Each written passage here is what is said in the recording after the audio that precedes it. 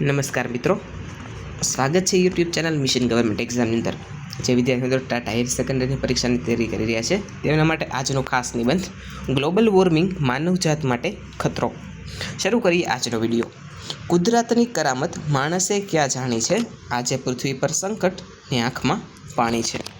વિજ્ઞાન અને ટેકનોલોજીના આજના આધુનિક યુગમાં માનવીએ અશક્યને પણ શક્ય બનાવી દીધું છે. પરંતુ આ આંધળી દોટમાં તે એ ભૂલી ગયો છે કે તે જે પ્રકૃતિના ખોળામાં ઉછર્યો છે તેને જ તે વિનાશ તરફ ધકેલી રહ્યો છે.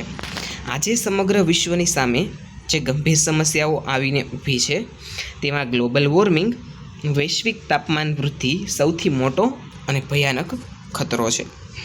ગ્લોબલ વોર્મિંગ એટલે કે પૃથ્વીના વાતાવરણના સરેરાશ તાપમાનમાં થઈ રહેલો સતત વધારો.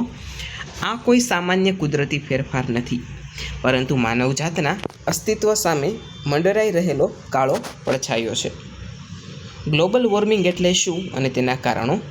સૂર્યના કિરણો પૃથ્વી પર આવે છે અને પૃથ્વી તેને શોષીને બાકીના કિરણોને અવકાશમાં પાછા પરાવર્તિત કરે છે. પરંતુ વાતાવરણમાં રહેલા કેટલાક વાયુઓ જેવા કે કાર્બન ડાયોક્સાઇડ, મિથેન અને નાઇટ્રસ ઓક્સાઇડ આ ગરમીને બહાર જવા દેતા નથી અને પૃથ્વી પર જ રોકી રાખે છે. આ પ્રક્રિયાને ગ્રીન હાઉસ ઇફેક્ટ કહે છે. પરંતુ છેલ્લા કેટલાક દાયકાઓથી માનવીય પ્રવૃત્તિઓને કારણે આ વાયુઓનું પ્રમાણ હદ બહાર વધી ગયું છે, જેને લીધે પૃથ્વી એક ધગધગતા ગોળામાં ફેરવાઈ રહી છે. ગ્લોબલ વોર્મિંગ પાછળના મુખ્ય કારણો નીચે મુજબ છે. પહેલું, અંધાધૂંધ વૃક્ષોનું નિકંદન. વૃક્ષો હવામાંથી કાર્બન ડાયોક્સાઇડ શોષીને આપણને ઓક્સિજન આપે છે. માણસે પોતાના સ્વાર્થ, શહેરીકરણ અને ઉદ્યોગો સ્થાપવા માટે જંગલો સાફ કરી નાખ્યા છે. વૃક્ષો ઘટતા વાતાવરણમાં કાર્બનનું પ્રમાણ અતિશય વધી ગયું છે. 2, ઔદ્યોગિકીકરણ અને અશ્મિભૂત બળતણ.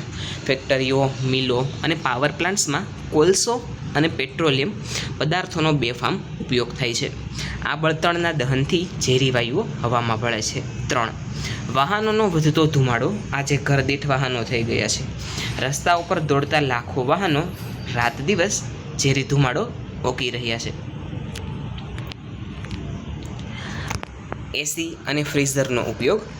આધુનિક સુખ સુવિધાઓના સાધનો જેવા કે એર કન્ડિશનર અને રેફ્રિજરેટરમાંથી ક્લોરોફ્લોરોકાર્બન નામનો વાયુ નીકળે છે, જે પૃથ્વીના રક્ષણાત્મક ઓઝોન સ્તરને નુકસાન પહોંચાડે છે.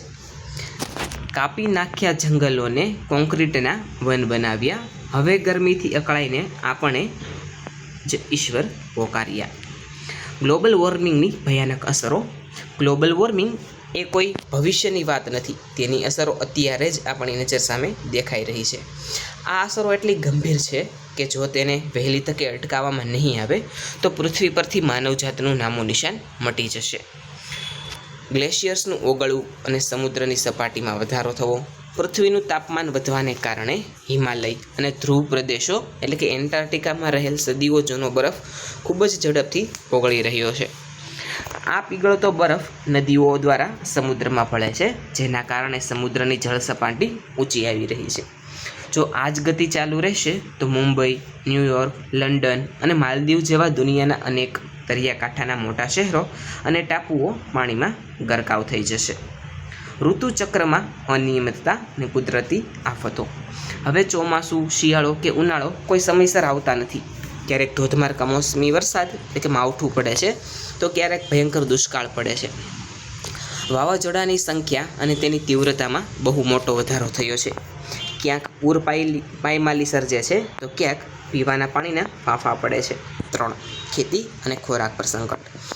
ભારત જેવા કૃષિ પ્રધાન દેશ માટે આ બહુ મોટો ફટકો છે. બદલાતા હવામાનને કારણે પાક નિષ્ફળ જાય છે. જમીનની ફળદ્રુપતા ઘટી રહી છે. જો અનાજ જ નહીં પાકશે તો ભવિષ્યમાં ભૂખમરાની ભયાનક સ્થિતિ સર્જાશે. 4, જીવસૃષ્ટિનું નિકંદન અને રોગચાળો. અસહ્ય ગરમી અને બદલાતા પર્યાવરણના કારણે હજારો વનસ્પતિ અને પશુ પક્ષીઓની પ્રજાતિઓ લુપ્ત થઈ ચૂકી છે અને ઘણી લુપ્ત થવાના આરે છે. તાપમાન વધવાને કારણે નવા વાયરસ અને બેક્ટેરિયા પેદા થઈ રહ્યા છે, જેના લીધે ડેન્ગ્યુ, મલેરિયા અને અન્ય અજાણ્યા રોગોનો રોગચાળો ઝડપથી ફેલાય છે. માનવીય પ્રકૃતિ સાથે જે ખેલ ખેલ્યા છે, આજે એ જ કુદરતે પોતાના તેવર બદલ્યા છે. ઉકેલના ઉપાયો આપણે શું કરવું જોઈએ? આ સમસ્યા એટલી હદે વકરી ગઈ છે કે માત્ર સરકાર કે કાયદાઓથી તેનો ઉકેલ લાવી શકાય તેમ નથી. આમાં વિશ્વના દરેક નાગરિકે પોતાની ફરજ સમજવી પડશે. વધુમાં વધુ વૃક્ષારોપણ આ સમસ્યાનો સૌથી સરળ અને રામબાણ ઇલાજ છે. વૃક્ષો વાવો, પર્યાવરણ બચાવો. દરેક વ્યક્તિએ પોતાના જીવનમાં ઓછામાં ઓછા 5 વૃક્ષો વાવીને તેનો ઉછેર કરવો જોઈએ. ગ્રીન એનર્જીનો ઉપયોગ, કોલસા કે પેટ્રોલના બદલે સૌર ઉર્જા, સોલાર પેનલ, પવન ઉર્જા અને હાઇડ્રોજન ઉર્જા જેવા પુનઃપ્રાપ્ય સ્ત્રોતોનો ઉપયોગ વધારવો જોઈએ.